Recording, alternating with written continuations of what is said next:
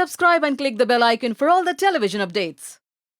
आज मेरे साथ जो एक्ट्रेस मेरे सैलून टाइम में मेरा साथ देने वाली हैं वो हैं टेलीविजन के सबसे पॉपुलर एक्ट्रेस की माँ का रोल प्ले करती है। मतलब रियल लाइफ में उनकी माँ नहीं है बट हाँ माँ का रोल प्ले करती हैं। मृणाल इस वक्त मेरे साथ हैं जो सैलून टाइम में ऑलरेडी वो हबीब के साथ नौशाद के साथ बैठी हुई अपने ट्रीटमेंट को इंजॉय कर रही हैं। और चलते थोड़ा डिस्टर्ब करना तो बनता है क्योंकि सैलून टाइम हमारा है। चलिए यस मैं जिनकी बात कर रही थी वो यहाँ बैठी हैं और अपने ट्रीटमेंट को आई थिंक थोड़ा बहुत चालू भी हो चुका है। मैंने तो बताना चाहेंगी क्या करने आई हैं स्पेशली? ओके मैं बताना चाहती हूँ। सबसे पहले मैंने हेयर स्पा करवाया है अभी क्योंकि मैं जल्दी आ गई, तुम लोग लेट हो गए। तो मैं करवा रही हूँ हेयर स्पा, उसके बाद मैं करवा रही हूँ haircut, not haircut exactly but थोड़ा लेयरिंग बिकॉज मेरे यहाँ से बाल थोड़ा कम है और ओवरऑल बहुत ज़्यादा हैवी है। सो उसके लिए और उसके बाद फिर हम हेयर स्टाइलिंग करेंगे because I have to go for event, so I will look good. Okay तो नौशाद क्या प्लान किए हैं, क्या करवाने वाले स्पेशल, क्या करने वाले हैं? अभी फ़िलहाल हमने स्पा शुरू किया है बिकॉज बालों में काफ़ी ड्राइनेस थी। Then later on once we rinse it will shape it up, will trim it little bit because she required little volume on the top and then a final styling that soft curl at the bottom and little bit height on the top, good volumise hair और she want. तो अपने final look को देखने के लिए excited है कि किस तरह का look? Of course because haircut और ये सब चीज़ें बहुत इंपॉर्टेंट है लुक के लिए। बिकॉज अगर आपका फेस अच्छा हो, बॉडी अच्छी हो और अगर आपका हेयर स्टाइल अच्छा ना हो तो कोई लुक अच्छा नहीं लगता, कोई भी अच्छा नहीं लग सकता। इसलिए hair styling is very very important. So चलिए मैं आप लोग को डिस्टर्ब नहीं करती हूँ, मैं स्टार्ट करते हैं। Yes yes yes let's start.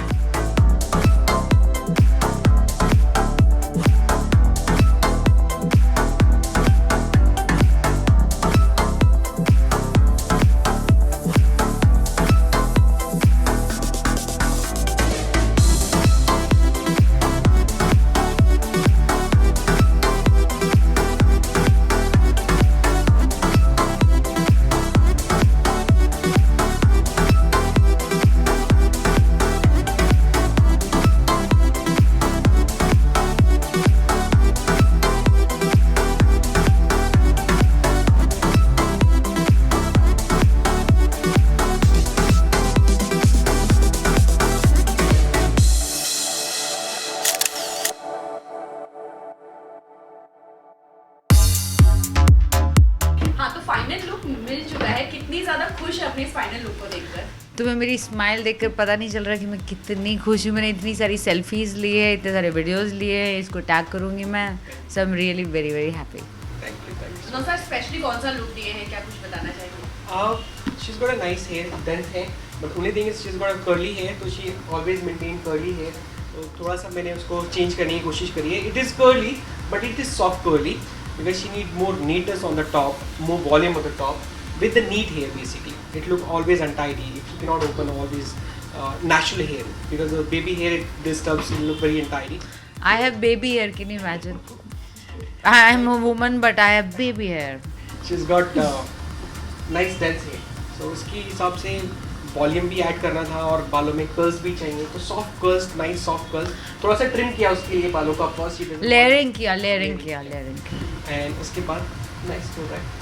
See how I'm looking. कोई स्पेशल टिप्स देना चाहेंगे आप इनको कि वो किस तरह केयर करें अपने हेयर को?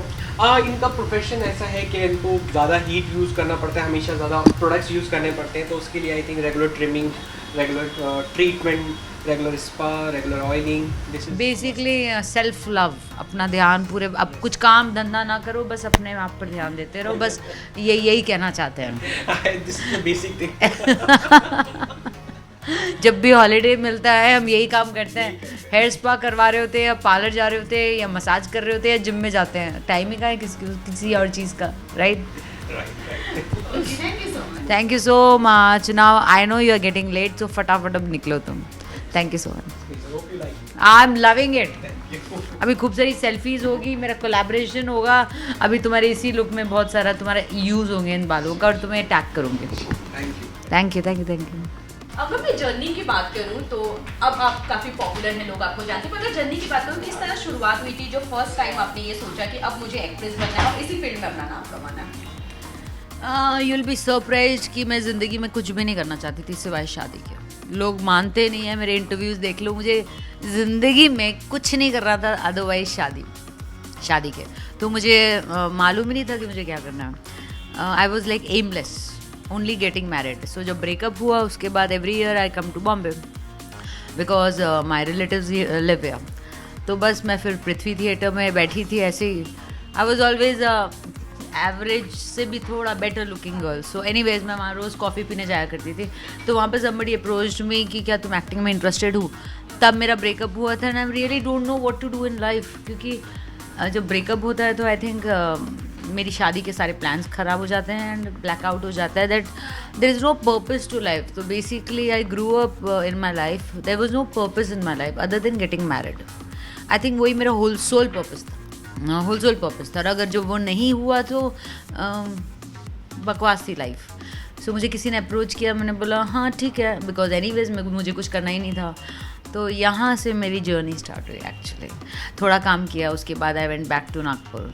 फिर मैं वापस आई वर्कशॉप करके, फिर मैं बोर हो गई, लोनली हो गई, फिर मैं वापस चली गई। फ्रेंड्स नहीं थे, कोई नहीं था, जान नहीं पहचान नहीं अदरवाइज, और कज़न्स लोग कितना आप उनके साथ रहोगे। सो उसके बाद फिर मुझे एक प्ले मिला, यहूदी की लड़की, उर्दू प्ले। तो लिटरली मेरी उर्दू बहुत अच्छी थी because I love this language. तो मैंने 2 महीने का कोर्स, 2-3 महीने का आई थिंक कोर्स किया, और उसके बाद मुझे रोल मिला। फिर मैंने वो प्ले किया, उसके बाद फिर मैं वापस चली गई। तो at least I think for 5 years मैं सेटल नहीं हुई थी कि मुझे एक्चुअली ज़िंदगी में क्या करना है।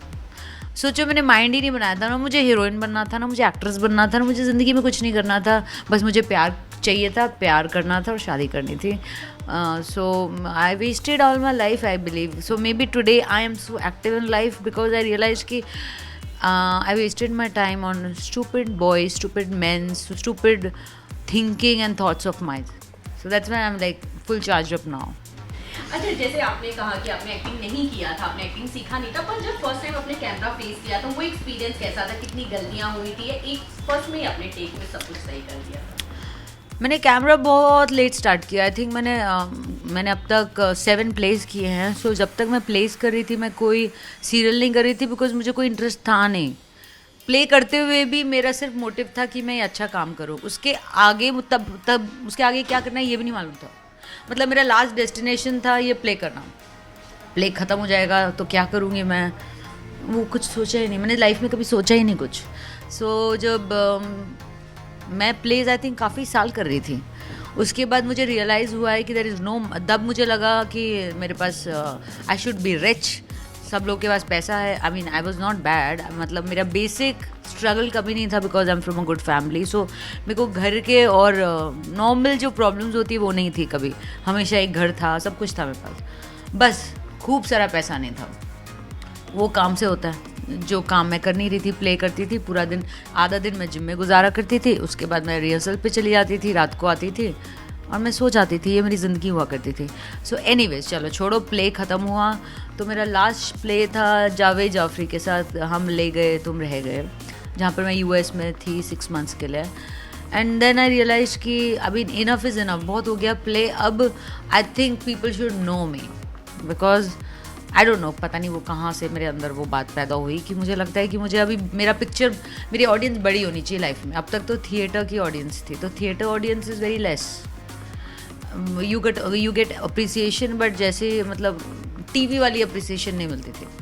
सो मैंने बोला आने के बाद ये मेरा लास्ट प्ले है, बिकॉज उससे पहले whenever I used to try, सब बोलते थे तुम ऑलरेडी कमिटेड हो प्ले में, हम तुम्हें काम नहीं देंगे। बिकॉज एक्चुअली मैं प्ले सीरियल कर ही नहीं सकती थी, क्योंकि हमको रोज़ रिहर्सल करनी होती थी। कभी हम अहमदाबाद शो कर रहे हैं, कभी हम गुजरात कर रहे हैं, कभी हम US कर रहे हैं, कभी हम दुबई कर रहे हैं। सो कोई भी प्रोड्यूसर मुझे लेने को रेडी नहीं था because I was with pledge.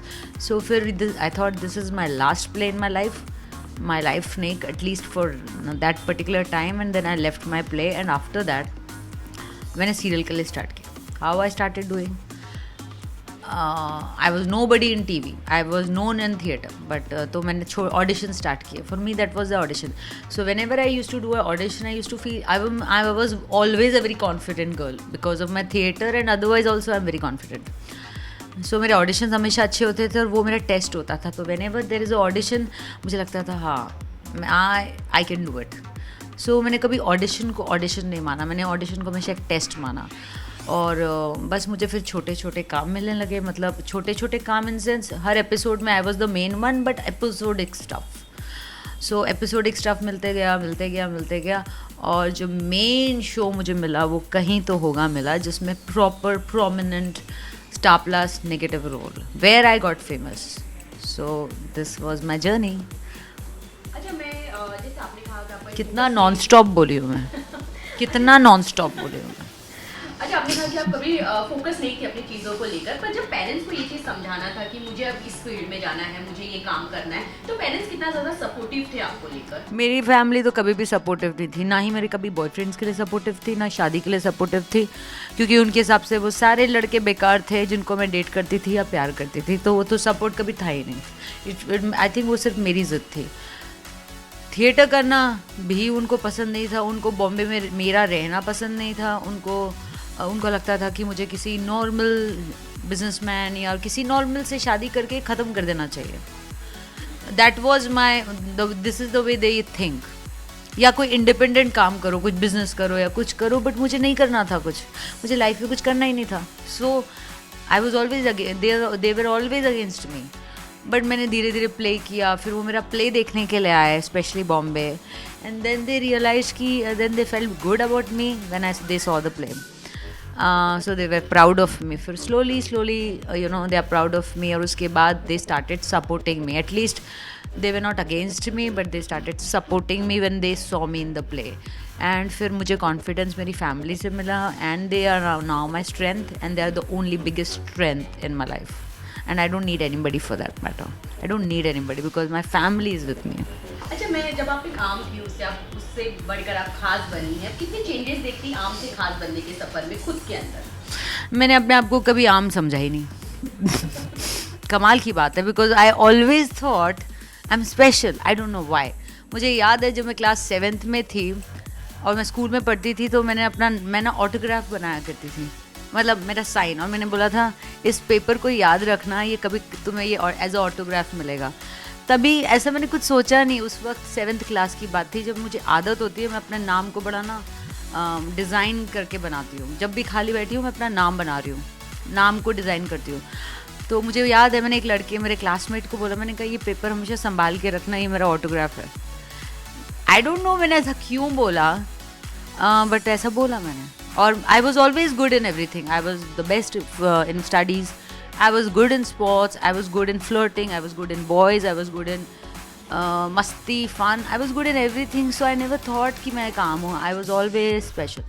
मैं हर चीज़ में नंबर 1 थी, so मैंने आम कभी समझा ही नहीं अपने आप को। अच्छा, लास्ट में क्या मैसेज देना चाहेंगे अपने फैंस को जो आपको इतना ज़्यादा प्यार करते हैं? मैं ये कहना चाहती हूँ कि I am just so happy कि जब लोग मुझे प्यार करते हैं, बिकॉज मुझे प्यार की अहमियत मालूम है कि प्यार होता क्या है, और जब वो प्यार आप लोग देते हो जिससे आपको कुछ नहीं मिलता, मैं आपको कुछ भी नहीं दे सकती।